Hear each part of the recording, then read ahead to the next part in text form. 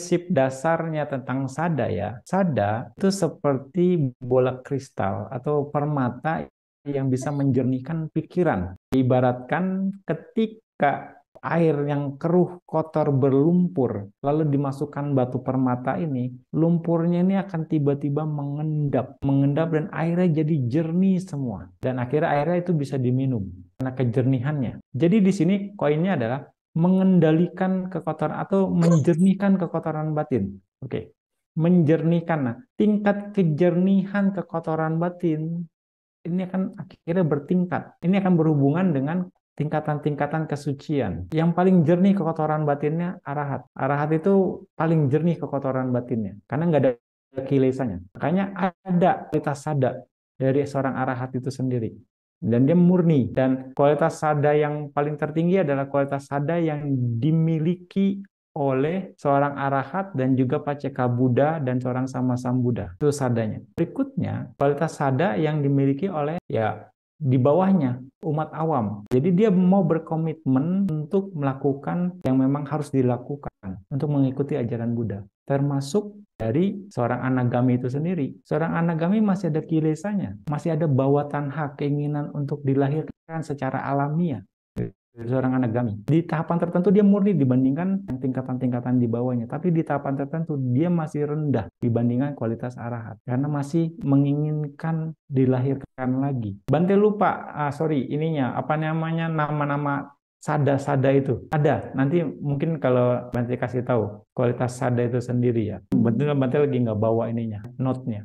Jadi sebagai umat Buddha, lima kita harus punya sada yang mau berkomitmen terhadap menjalankan latihan itu sendiri. Berkomitmen untuk melakukan kebaikan, berdana, jaga sila, dan bermeditasi sebagai Buddhis. Karena dengan begitu, dengan melaksanakan dana, jaga sila, dan meditasi, diharapkan untuk bisa menjernihkan pikirannya pada saat itu. Yang tadi kita bicara, pikirannya terkendali dari kekotoran batin saat itu. Jadi di sini putujana, kekotoran batinnya tidak bisa totally hancur karena kita masih punya potensinya. Tapi minimal kita bisa mengendalikan. Dalam konteks mengendalikan, berarti kan kita tidak nambahin kekotoran batin kan? Kalau terkendali. Kalau tidak nambahin kekotoran batin, ya minimal bisa sedikit menjernihkan, bisa sedikit tidak menambah pekatlah kekotoran batinnya lah, mau dikatakan. Artinya ya ada sumbangsi untuk menjernihkan gitu.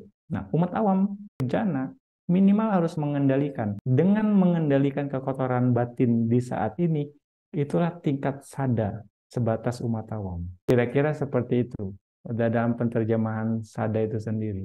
Jadi, bagaimana menjernihkan kekotoran batin saat ini? Makanya pada saat berbuat baik, kita harus mengerti manfaat atau tujuan dari perbuatan baik itu sendiri, sehingga kita bisa paham dan kita bisa mengendalikan pikiran kita dengan tujuan dari perbuatan baik itu sendiri. Nah, di sini jadi ada kombinasi nih. Kombinasi dari pengetahuan dhamma kita, lalu dengan action kita saat ini. Bagaimana action kita bisa menerjemahkan perbuatan baik itu sendiri, akhirnya kita bisa mengendalikan kekotoran batin pada saat kita melakukan perbuatan baik. Nah, itu akhirnya berkombinasi. Tapi kenyataannya sekarang banyak yang tidak menyadari itu. Sekali lagi. Nah, karena keinginannya berbuat baik untuk dapetin karma baik. Secara umum ya, berbuat baik untuk mendapatkan karma baik. Mengharap sesuatu dari perbuatan baik itu sendiri. Harapan itu sendirilah bisa sebagai bentuk pamrih, atau artinya ada bentuk keserakahan. Kalau Anda bisa telaah lagi ya. Karena ketika Anda bisa memahami lagi, Anda lebih jauh lagi, di track lagi tuh. Kalau misalnya perbuatan baik ini tidak menghasilkan karma baik, apakah Anda mau melakukan perbuatan baik itu? Rasanya nggak mau. Berarti perbuatan baik yang kita lakukan masih ada pamrihnya, menginginkan sesuatu. Menginginkan sesuatu sedikit banyak, itu bentuk dari loba. Kalau kita bicara dari kekotoran batin ya, jadi saat itu pun kita tidak terkendali, halus. Kita tidak menyadari itu. Halus sekali. Nah, ini yang harus kita, oh iya, tujuan dari perbuatan baik itu sendiri yang harus kita mengerti. Dengan begitu kita akan terkendali dalam melakukan kebajikan. Nah, itu jadi tahapannya bertingkat memang sada itu.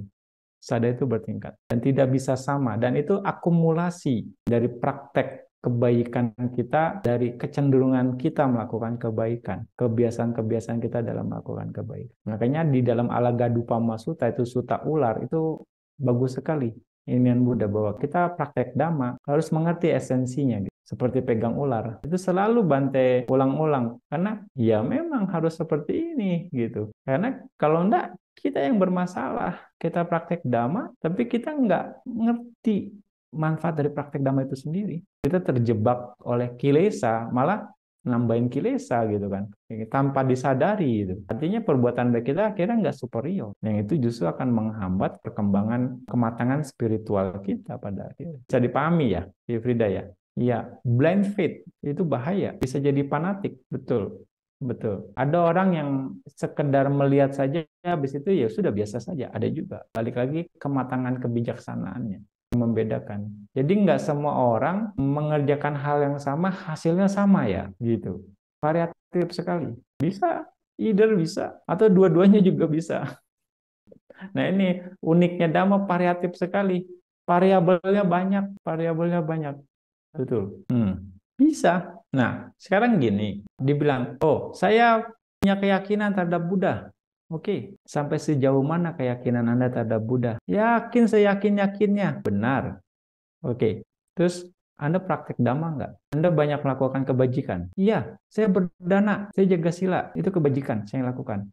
Tapi Anda berpikir buruk nggak? Anda iri hati nggak? Masih iri hati nggak? Masih, Bante. Misalnya ya, ada percakapan gitu. Masih ada serakah? Masih. Buddha bilang apa? Jangan melakukan kejahatan. Kejahatan dilakukan melalui pikiran, ucapan, dan perbuatan. Anda jangan lakukan. Tapi kenapa masih ada iri hati? Kalau gitu, sada Anda bagaimana? Apakah itu betul-betul sada yang yakin terhadap Buddha? Karena Anda nggak ngikutin apa yang Buddha katakan. Kalau diteliti sampai ke sana. Oh iya, makanya ada sada yang khusus untuk umat awam. Okapanasada.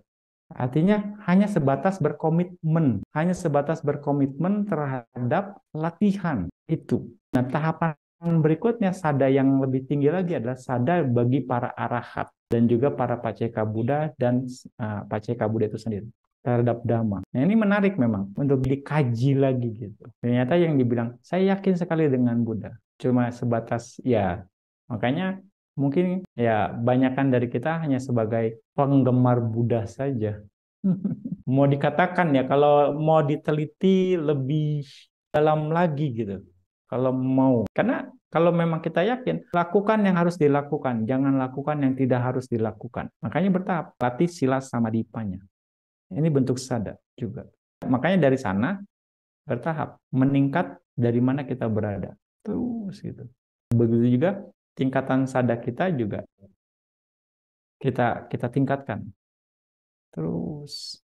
Karena balik lagi, tingkatan kualitas seseorang, mau sada, mau wiriya, pokoknya pancabala deh. Pancabala ini akan terbentuk dalam 3 variabel. Secara umumnya ya, pariyati, patipati, patiweda. Kualitasnya akan membedakan ini. Orang yang yakin secara pariyati akan berbeda dengan orang yang yakin secara patipati, ataupun yakin secara patiweda. Dari tingkat sada.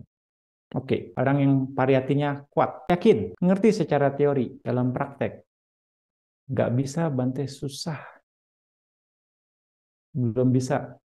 Kondisinya nggak memungkinkan. Walaupun ngerti secara teorinya. Ini harus dilakukan, tapi nyerah dengan keadaan. Makanya di dalam Wisudimagga dijelaskan pelaksanaan sila itu kalah karena apa? Karena keluarga, karena pekerjaan, karena kesehatan, karena kondisi-kondisi yang pertemanan. Bagaimana kalah sama keluarga? Kita lagi jaga sila, lagi atas sila. Lalu ada misalnya koko anaknya kawin. Pada saat itu uposata. Anda mau memilih besok aja deh atas silanya. Nggak sekarang. Karena kalau saya atas sila nggak respect sama koko saya. Jadi kan atas silanya kalah sama keluarga. Tapi kan Anda umat Buddha. Ini kan bentuk keyakinan. Jadi excuse besok sama aja lah. Itu tingkat sadar. Halo Kak, atau pekerjaan. Nggak bisa Bante, saya harus make up. Ada tuh pegawai bank. Harus make up, harus tampil cantik. Tapi saya mau atas sila. Gimana Bante? Bisa nggak di-adjust gitu? Nggak apa-apa lah. Karena pekerjaan harus make up.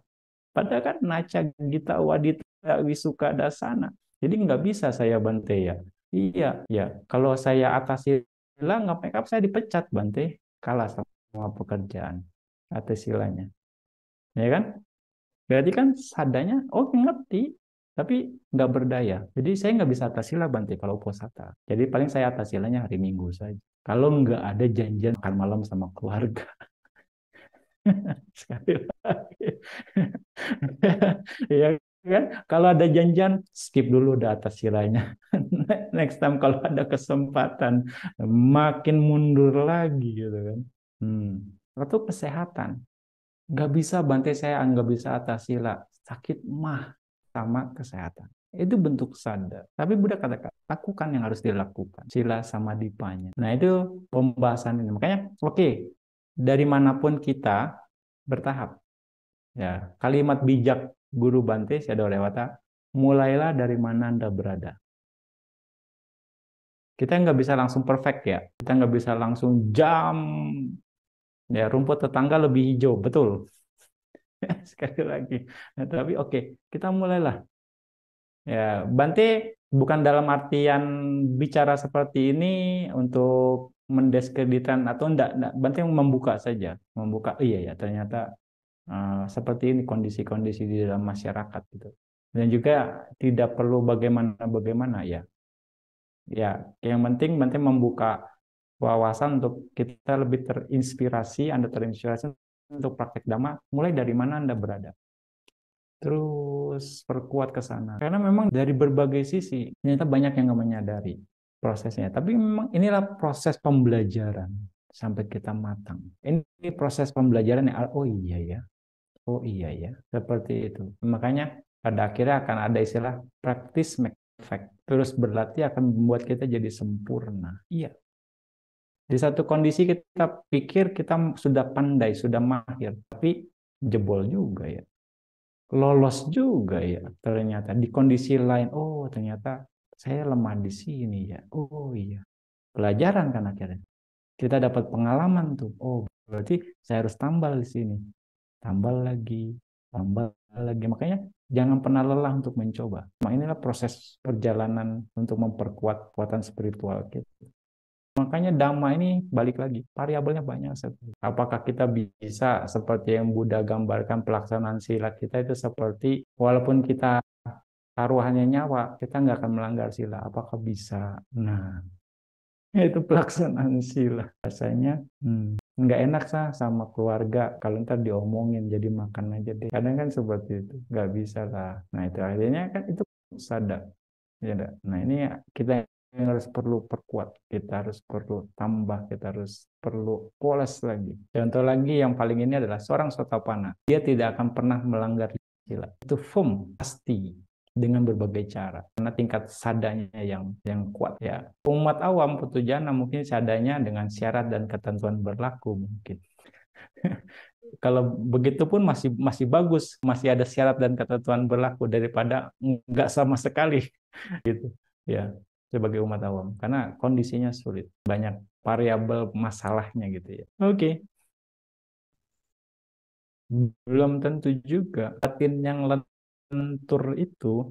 Oke. Ini juga sepertinya Bante sering bicara ini juga. Jadi seseorang berbuat baik akan membuat pikiran seseorang itu penuh dengan kebaikan, penuh dengan energi positif dalam pikirannya. Nah, dengan seseorang yang penuh energi positif di pikirannya, maka pikirannya itu akan ada kebahagiaan. Ketika seorang pikirannya bahagia, pikiran dia akan condong lebih fleksibel. Ketika pikirannya lebih fleksibel, lentur artinya, pikirannya akan lebih lembut. Orang yang pikirannya lembut itu akan mudah tenang. Orang yang mudah tenang pikirannya akan mudah diarahkan untuk berkonsentrasi. Seorang yang berkonsentrasi, yang memiliki konsentrasi akan bisa melihat dhamma sebagaimana adanya. Itu urutannya. Jadi ketika kita berbuat baik, kita harus bisa mengumpulkan ya energi-energi positif itu sendiri sebanyak-banyaknya. Makanya kualitas kebajikan itulah juga yang akan menentukan seorang itu jadi lentur atau tidak pikirannya. Makanya murnikanlah kebajikan kita. Kalau kita mengerti dengan baik kebajikan itu bagaimana, pasti pikiran kita akan jadi lebih lentur. Akhirnya mudah tenang. Balik lagi, nyambung ke tadi, berbuat baik dengan sadar. Berbuat baik dengan sadar artinya yang bisa memurnikan pikiran kita dari kekotoran batin. Kesana lagi nih pembicaraan kita nih. Tarik-tarik lagi ke sana. Hmm. Ya itu sebenarnya di Dhamma banyak jawabannya, ada jawabannya.